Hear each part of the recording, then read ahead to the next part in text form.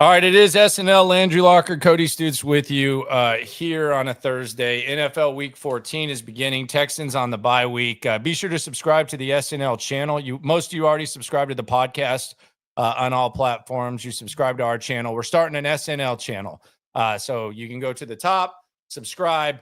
We appreciate you. We got you covered. We're going to transition to where we're putting out even more content, but we'll have the same daily S&L coverage for you over there. Let's just hop right into this. Texans are being kind of labeled by the fan base and many as embracing the villain role, rallying around AzeezAl-Shaair. You saw Al-Shaair's social media post yesterday in which he basically put up the middle finger and said, if you want me to be your villain, I'll be your villain. I got a lot of thoughts on this. I'm actually going to drop a video at noon just to talk about how awkward it is for me, like to label Al-Shaair a villain. I think there's some interesting background that people may not know.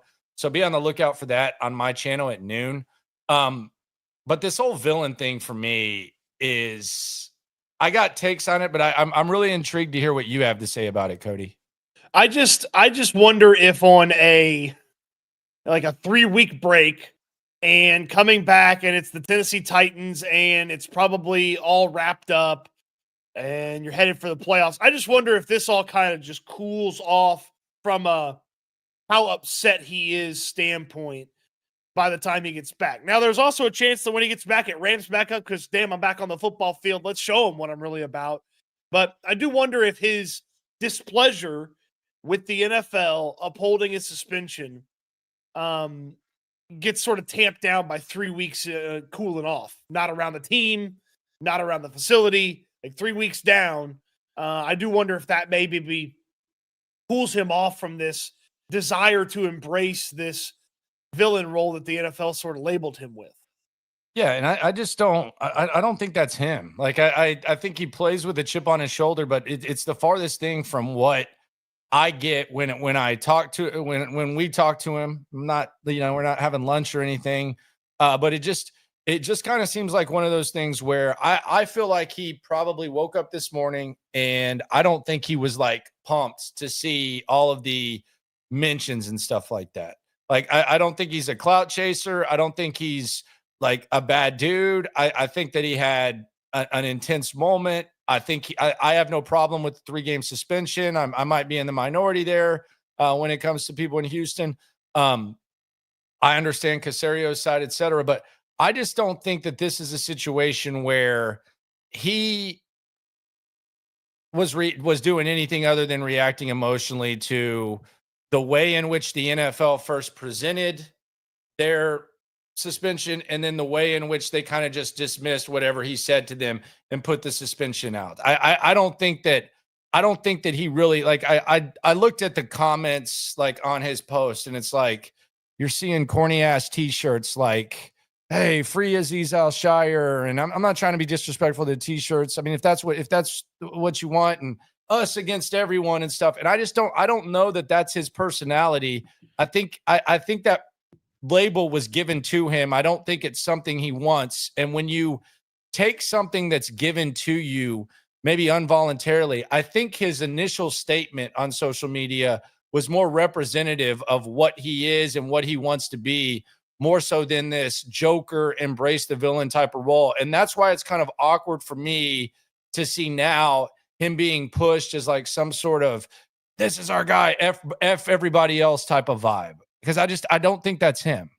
Well, if from where I see it, it's pretty easy to see how he sort of pushes into the darker side or pushes into that villain role. Because if I was AzeezAl-Shaair, I would feel like I got screwed here a little bit. Like, again, in his shoes, he probably doesn't see as much of a problem with how he acted on the sideline when the Jaguars were right there, because the way he sees it, and he even explained it after the punch in Chicago, where he said, hey, I was around, all these guys surrounded me, and they were saying some things that I didn't like, and so I was just defending myself. Now, that was his explanation for the punch on the sideline in Chicago. So I got to imagine there was a little bit of the same mentality from Azeez when it came to the Jaguars sideline thing. So I got to imagine he probably thinks that the NFL went overboard with that. He probably didn't like them challenging his character. And he probably thinks that some of the fines that he's gotten this year should have taken care of those issues. And then most guys, it feels like, go and win their appeal. And then he went and didn't win his appeal.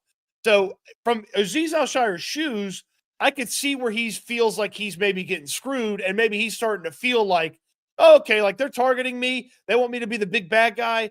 Okay, I'll be the big bad guy. My question would be, what is, like, if he's going to be the villain, like, what is that? Is he going to just talk bad about the NFL every time he talks? Because he's not going to go out there like and like decapitate quarterbacks like it's, like it's a movie football, like it's a football game in a movie. Like, he's not going to go do that. And my thing is, I'm not questioning his feelings, because I agree with what you say. And I bet the feelings are very intense. Like, regardless of where you sit, like they're very intense, and it's a very intense situation, and it's more negative attention than he's probably gotten his entire life. So I'm not questioning his feelings. My question is, and if the answer is yes, then more power to him. My question is this really the label that he wants to embrace?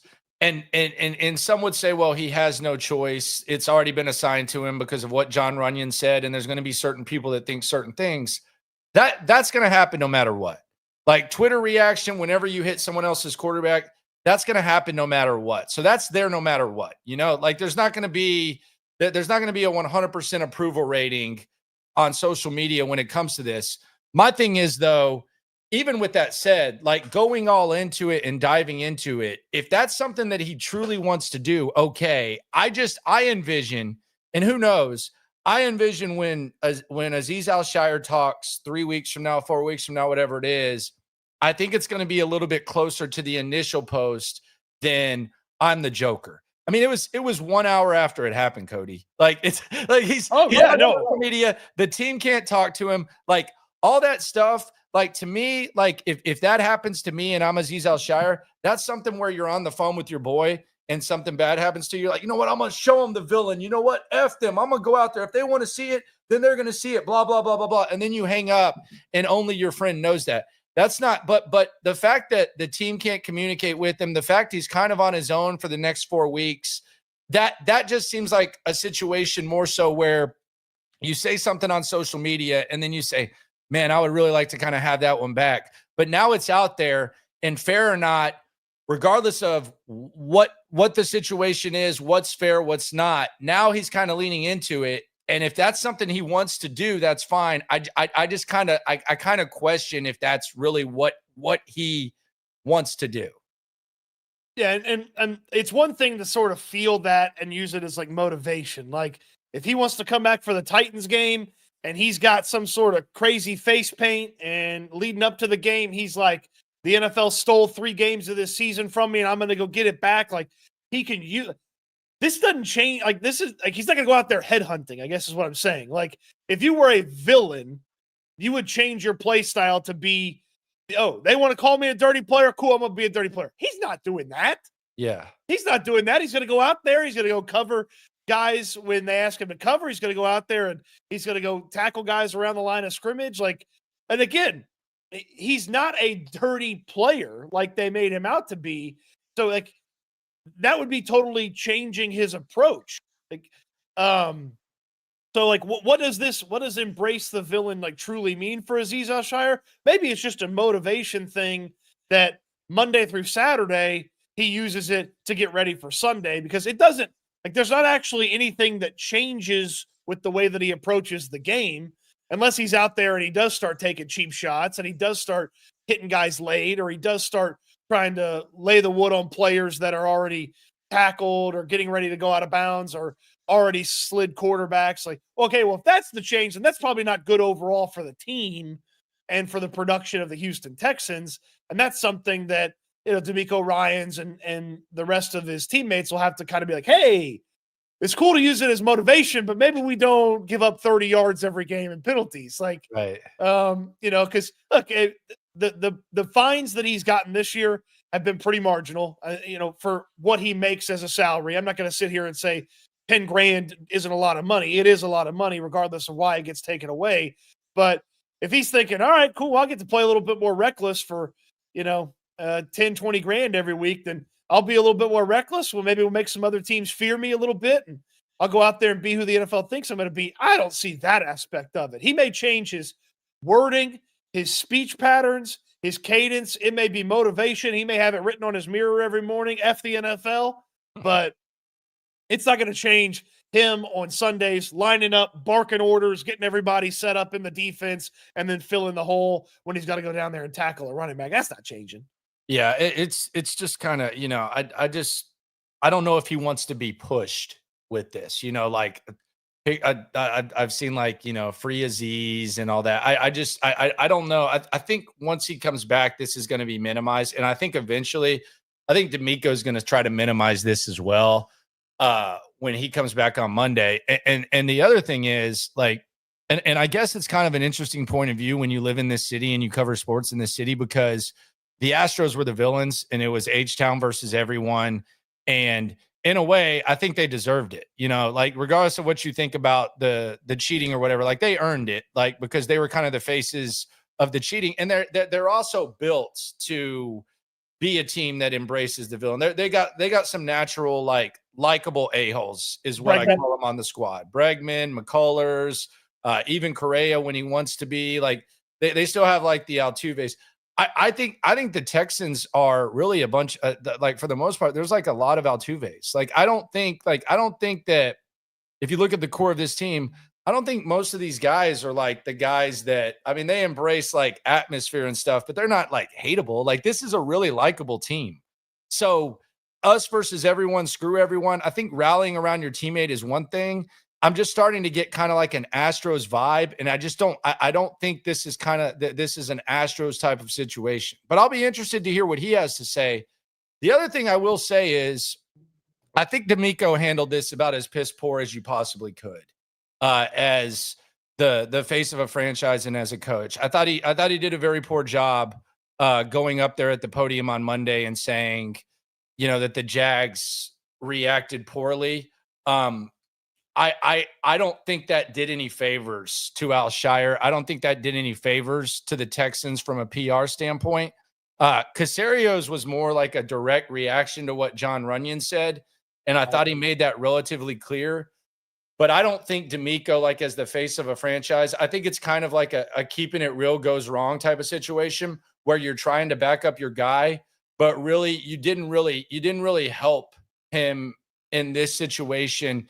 And I think it kind of backfired on DeMeco to the point where I saw that Jags guy the other day is saying, I don't even want to talk about old dude. And it's DeMeco Ryans? When has DeMeco Ryans ever been I don't even want to talk about old dude type of thing? So I actually thought DeMeco as the face of the franchise. I thought he functioned almost like a hardo defensive minded type of guy. And I think the overprotection actually kind of backfired when it comes to the public perception with the Texans.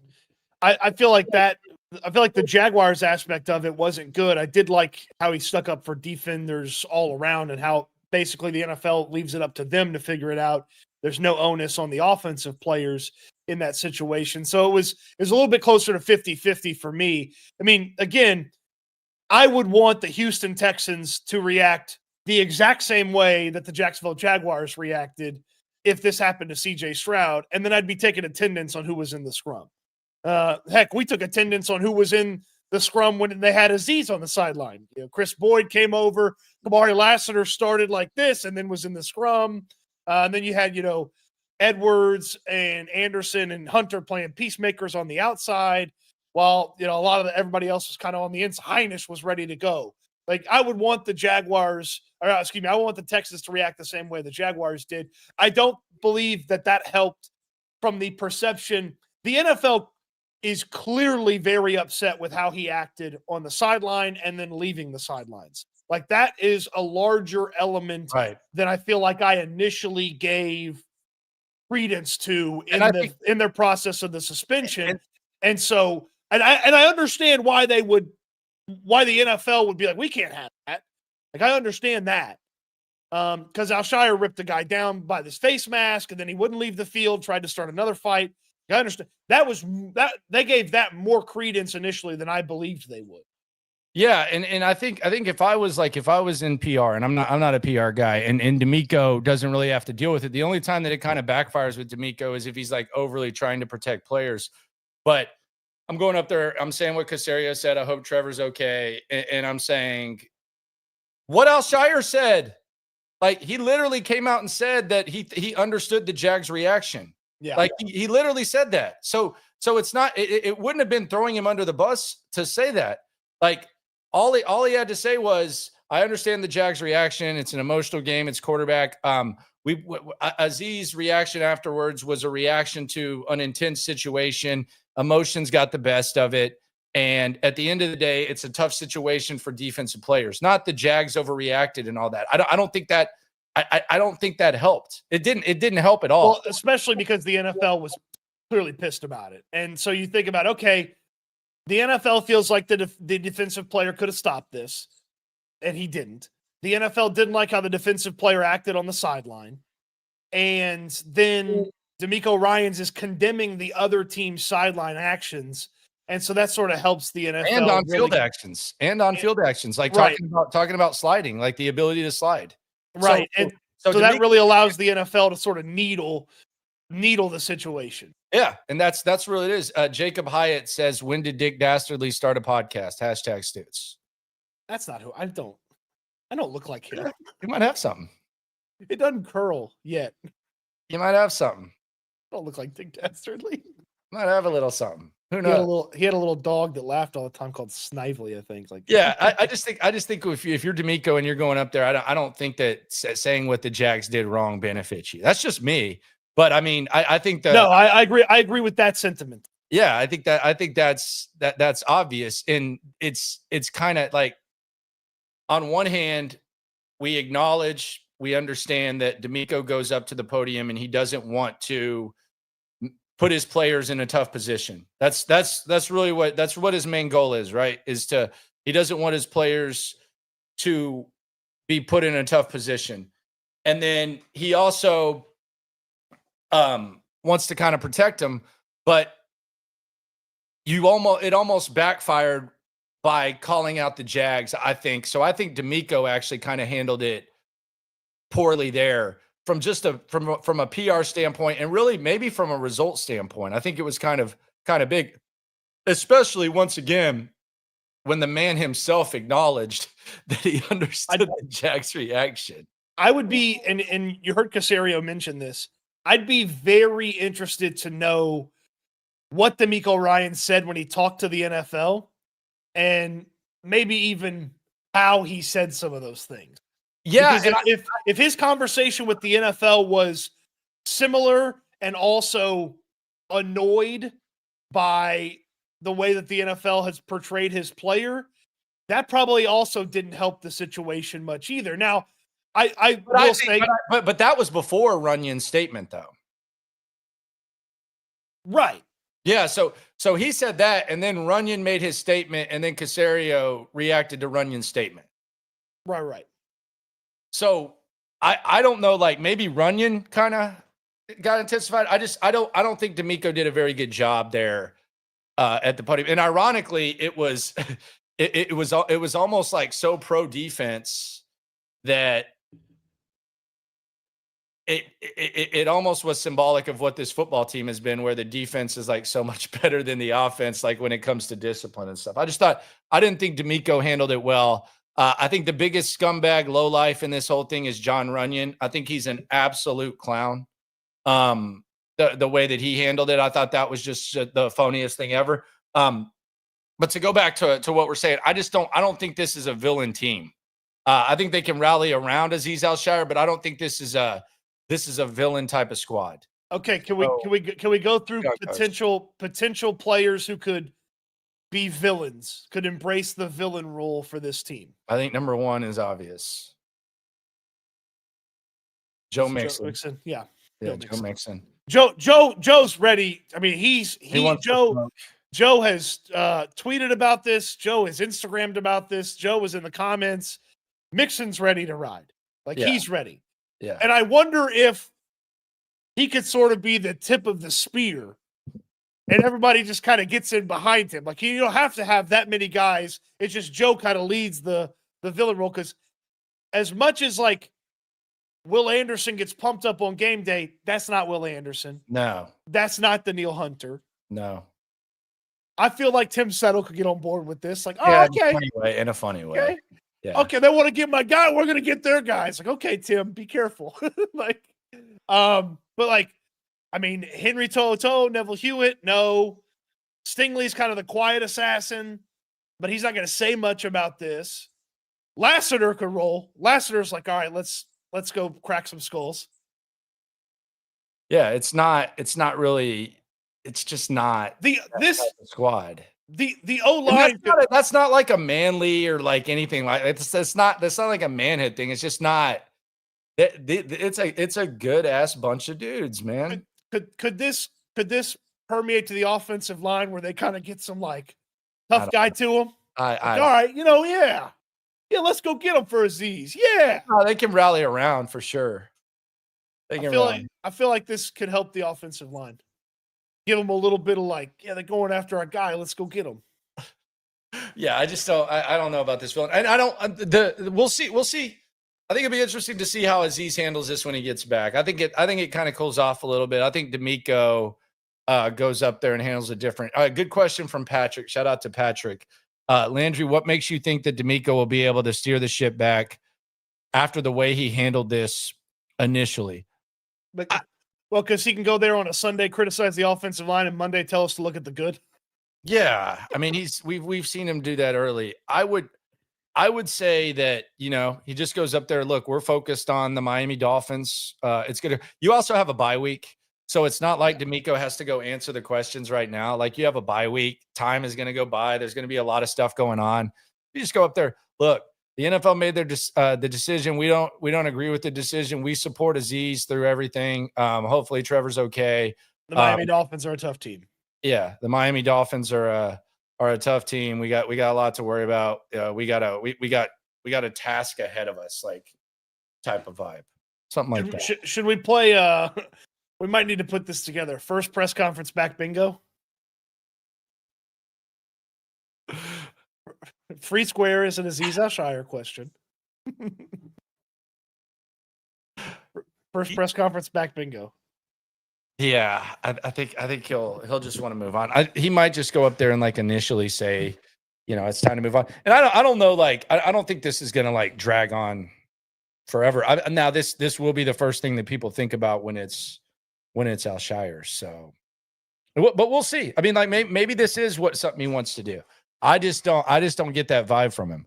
I got it at noon. At noon, I want you guys to just check out the video on the Locker Room channel. Be sure to subscribe to the S&L too. But I went back in time, and I think it's interesting get to know exercise when it comes to AzeezAl-Shaair. But I think the biggest takeaway for me is that John Runyon, that was an absolute disgrace. That was a joke. The way that, not what he said, not even necessarily the actions. I'm not here to argue the suspension. I'm actually 3 or 2, whatever. But I thought that was awful, embarrassing, pathetic. Does the NFL by not lowering the suspension from 3 games to 2 games, does the NFL stand by their comment that Runyon made? Like, is that them basically saying, well, we said what we said? Yeah, I don't think that should be something that the business that they want to get into. To be honest with you, I just don't think that's a good precedent to set. There's really not, to me, there's really not anybody involved with the NFL that could have said that, and it would have come off as, well, okay. Because like, if it's some suit who never played in the NFL, it would be weird. It's one of the dirtiest players we saw on the offensive line for a while, and Runyon saying it, it's weird. Like, you'd have to have some choir boy who played in the NFL say it, and even then it would be weird because that's a super nice guy or not, not somebody that people dislike saying it. Like, so the NFL venturing into, he disrespected his teammates, the players on the field, the coaches, and the fans. That to me was an unacceptable aspect of this whole thing. And by sticking at 3, it almost feels like they stick beside and behind that statement too. Quentin Hicks says the way DeMeco and Caserio handled this shows how bad the accountability is on this team. They showed how uncomfortable they are with discipline. Yeah, I don't agree with that because they didn't say he shouldn't be suspended. Caserio's exception was with the NFL's statement and just making it clear that he feels Azeez is a good guy and kind of a model type of ball player. DeMeco's was a little bit, yeah. I mean, because Caserio, it felt to me like he was fine with some level of suspension. He just wanted it to be consistent with previous punishments from the NFL, and he didn't like how they talked about AzeezAl-Shaair. And maybe it's a good thing. Maybe they get fired up by it. Here's my other question though about this. It's worth noting that DeMeco Ryans, from the way he explained it from a defender standpoint, doesn't feel like AzeezAl-Shaair was 100% in the wrong for the hit. So it would be hard for him to discipline something that he doesn't feel like his player is totally wrong for. Yes. and I don't disagree. I don't disagree with that mindset. But I also think it's understanding the other mindset too, that I think that was the mistake by DeMeco. That's the thing for me. I completely get the Al-Shaair thing. Here's the thing though, and this is another question I have. Who is labeling, like, who is the rally cry against? Like, that if you want me to be a villain, I'll be a villain. Who do you think, like, when Azeez put that post out, and again, he might not stand by this post, so that's why I'm kind of hesitant to just like push him. Yeah, you go, because I don't know if he's going to feel that way in a few weeks. You know, it was new, it was emotional, all that. But who is the rally cry against? Who do you think he is talking about? Is he talking about the NFL? Yeah, he's not talking about like people. He's talking about the NFL itself. Yeah, I feel like he's probably ticked off at the way the NFL handled this, bringing up history that's not actually that lengthy, bringing up plays that he already got punished for, the characterization of who he is when, amongst all the people that have said that's not who Azeez is, I got to imagine Azeez is probably saying that's not who I am. Yeah, like dude, you're lying on me. It's wild. Like, it definitely feels like it's John Runyon, it's the NFL league office, it's Ramon Foster. Like, it's not Jacksonville, it's not the Jaguars, although I'm sure he's probably not happy with some of the way Jaguars fans have acted if it interacts with that at all. It's not, Spain. Like, it feels like it's very much like he's the villain to the NFL, but the NFL is the villain to him. Yeah, because the question for me is, and this is as much about the messaging to the team and how the team takes it, because I think this can be used as a positive if it's used in the right way, where you rally around your teammate and you a team that we've kind of wondered, like, where's the juice at?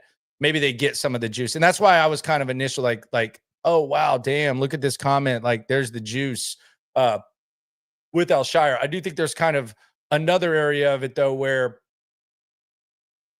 as long as it's the league and you feel like your teammate was done wrong and you're rallying around the way the league treated him and the way that they kind of tarnished his reputation permanently, not solo, but they tarnished the reputation with the way that they put it out there and the way in which you feel that John Runyon handled it. If that's what you're rallying around, that's fine. But I don't think you want to get in a situation, at least I don't think DeMeco does, where you're rallying around random ass media people saying stuff or random ass fans on Twitter saying stuff, because that to me is a complete contradiction to the rat poison, which I've talked to DeMeco about 100 times. He joked about me asking him about it every week. But to me, that kind of goes back to like the whole rat poison thing. If that's what your motivation is, I think it's kind of a contradiction and a polar opposite of one of the principles that I think DeMeco Ryans practices and preaches very well and very effectively, by the way, to his football team. Yeah, if they don't listen when the fans and some media are critical, they shouldn't listen when the fans and media are positive either. Like, don't listen to any of it. Don't pick and choose. Yeah. Yeah, I'd be shocked if Azeez feels like he needs to be the villain for the fans. That's not. He probably feels like he needs to be a villain because the NFL villainized him. And yes, and that is fine, but do you really want that? You know, like if you, we'll find out in 3 weeks. Yeah, because that's what I circle it back to. This is not about manhood. Like it does not make you more of a man or more of a badass to just say F everybody. I'm going to go out there and do my thing. Like it does some people, for some people that works, but it doesn't like, it's not a question of the manhood. I think AzeezAl-Shaair has a body of work throughout his life. And you go back to when he was a child, he's been through more than 99.9% of what us can imagine. He was freaking homeless. His house burned down. Like he had to take a bus 2 hours to work. He had one pair of shoes, one pair of slides. He couldn't even afford clothes. Like he had to go beg for money so that he could feed his family until he got his scholarship, and then he went undrafted. And he's been like a model teammate and model citizen ever since. That's what AzeezAl-Shaair is. He's not some like crazy ass, hey, F everybody type of guy. That's not what it is. So I get why he feels the way he feels, because even if he'd handle this perfectly, and I think this is important to say, even if he'd handled this perfectly, even if DeMeco had handled this perfectly, even if Caserio had handled this perfectly, and even if the league had taken it down from 3-2, the reputation is still damaged based on what John Runyon said and based on the whole thing. So that can make you angry and that can make you kind of lean into it. But I just don't know if that initial anger and these last 7 weeks should redefine what AzeezAl-Shaair is and what he wants to be. And if it does, then good for him. But that's why I'm hesitant to sit here and say, hey, go Azeez, F everybody, free Azeez, because I don't know that that's the permanent message that he wants to get across. Well, we'll find out when he gets back. I do feel like 3 weeks is going to give him the cool down period, and maybe he kind of backs off of how passionate he was, it seemed, last night on social media. But hey, there's a long history of this is the point where this changed for this guy. Why couldn't it be the same for AzeezAl-Shaair? Who knows? Who knows? But what a crazy last few 24 hours it's been. I don't always use my time wisely, so I have a question for you, Landry, if this is a wise use of my time. Oh, God. You talking about shaving? Oh, no. Ramon I've just accepted you're never going to like anything that I ever do from a physical look or dress standpoint, so I moved past that a long time ago, yesterday. Ramon Foster was back on his radio show this morning. Okay. The topic at the back end of the first hour of the radio show was the Jaguars lose Trevor Lawrence. The radio show retweeted a picture of Ramon Foster in like a judge's outfit. Is there any chance he talked about this on the radio this morning? I don't know. I do think it's weird that surely he didn't talk about this on the radio this morning. Don't know. But by the way, speaking of Trevor Lawrence being out for 4 weeks, what an absolute joke that was by Trey Wingo to act like he has, and the Ari Myrov guy to act like he's out 4 weeks because of the concussion. He's having a baby and he's having shoulder surgery and they have the #1 overall pick. That's pathetic. That was weird. And that job by both of them. Yeah. So specifics, not the national media. Trey Wingo, Ari Myrov. And by the way, Trey Wingo, who cares about Trey Wingo's opinion? He was just there at ESPN. Like Dan Patrick, Keith Olbermann, say what you want about him, all those guys. Like I actually cared about their opinion. Trey Wingo was just there. Like you could have replaced Trey Wingo with anyone and SportsCenter wouldn't have lost a beat. And now all of a sudden he's just sitting there just being goofy, saying stuff like that. Screw Trey Wingo. You ever think where Stuart Scott would be if he was still alive? I feel like they would have used him. He'd still be doing his thing. He would be like a Van Pelt, like him and Van Pelt. Like he would be doing I feel like they'd be switching off like nights. Like here's the SVP night, here's the Stuart Scott night. Yeah, or he would have like middle day or whatever, like the 5, just to be able to have a nicer schedule. Because he'd go the 5 into like the NBA games and stuff. And then actually, that's a great point. He'd be like one of their elite hosts. He might host NFL Primetime. He might host Sunday morning countdown. Like, yeah, that's a great point. Yeah, they've had a lot. He'd be a busy man, that's for sure. Sure. Rest in peace. Pour one out. Shout out to you. Shout out to AzeezAl-Shaair, man. I know this is not a fun time. I know a lot of people want to push you in the direction of being the villain, and you seem to want to do that. But hey, it's an emotional time. You don't have to put yourself in a certain area just because the NFL puts you there. So do what you got to do. Get some rest. Hopefully some of his teammates are reaching out to him. I know the organization can. I'm sure they are.